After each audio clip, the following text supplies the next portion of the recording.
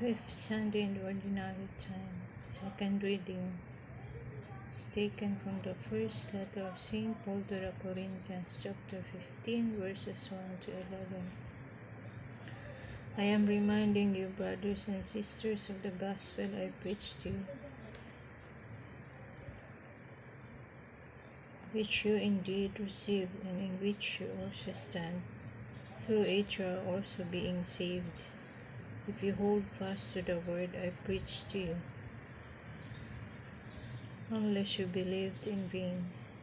For I handed on to you as of first importance what I also received, that Christ died for our sins in accordance with the Scriptures, that he was buried, that he was raised on the third day in accordance with the Scriptures, that he appeared to Cephas, then to the 12.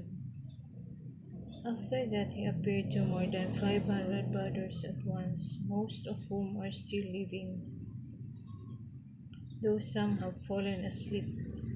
After that he appeared to James, then to all the apostles.